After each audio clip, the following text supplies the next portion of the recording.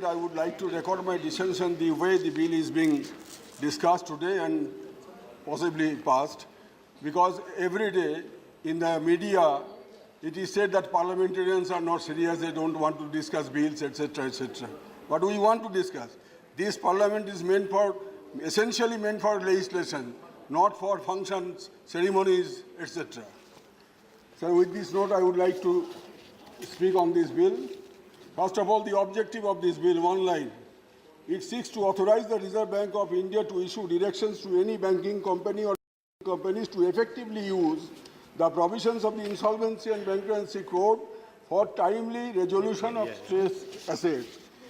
Here I have a doubt whether at all there will be timely, time-bound results after imposition of this Insolvency and Bankruptcy Code. It is true that NPA has grown alarmingly in the recent years. As per the estimates in March 2017, the gross operating profits of the 21 PSU banks taken together is rupees 1,50,240 crores. But the net profit is only rupees 574 crores, whereas the gross NPA of this PSU bank is rupees 6,05,991 crores. This is highly alarming, no doubt about it. But the question is whether there would be any impact of the Insolvency and Bankruptcy Code. So far, the results ought to have been achieved in a time-bound manner. I am constrained to say that no, this objective cannot be achieved because the bill has essentially, because of the paucity of time, I cannot go through each and every provision of this bill, but the bill has essentially made enormous scope for more and more litigation and unending litigation. I am giving one example. Recently, the government advised the RBI to initiate proceedings under the Insolvency Bankruptcy Code against 12 defaulting account holders. And one of such defaulting account holders have got a stay from the High Court, and all proceedings have been stayed. So years together, this will continue in respect of each and every big fishes who have eaten up the public money from the banks. Sir, now there are 550 large NPA accounts, not 12. Not 12. Naresh ji told about 12. It is maybe the 25% of the total NPA, but there are 550 according to the estimates of the RBI as it appeared in the newspapers. Hence, according to me, the proposed amendments will help enable the big fishes who have eaten up public money rather than recovery of movable assets of the people of India. So as per RBI guidelines, criminal proceedings can be drawn against the willful defaulters. There are circulars in the master circulars of RBI. There are a number of circulars whereby the RBI directed the banks to initiate criminal proceedings.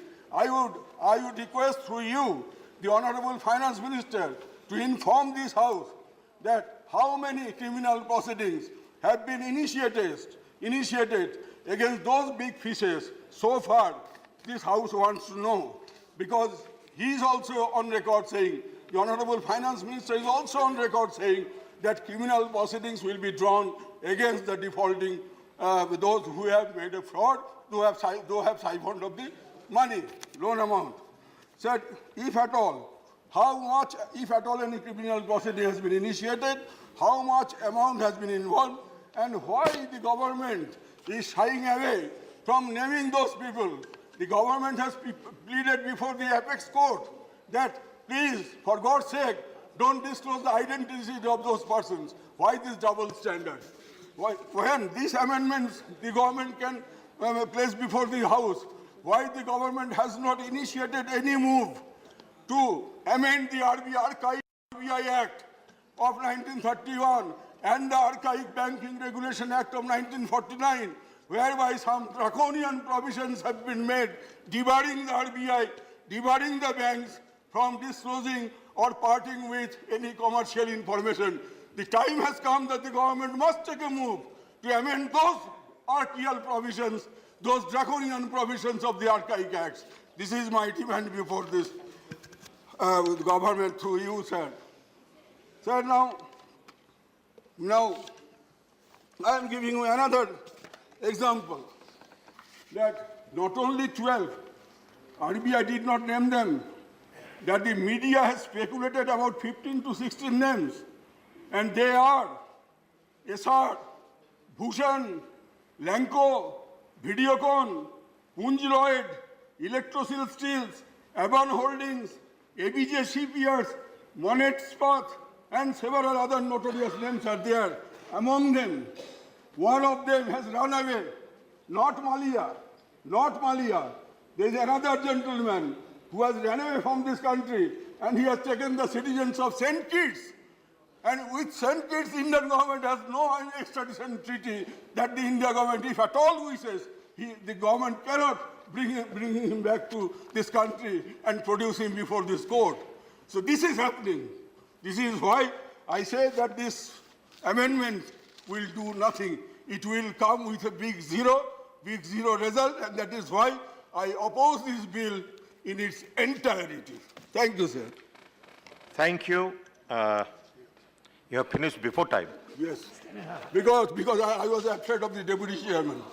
I was apprehending he may be coming any moment. Thank you. Sri Hari.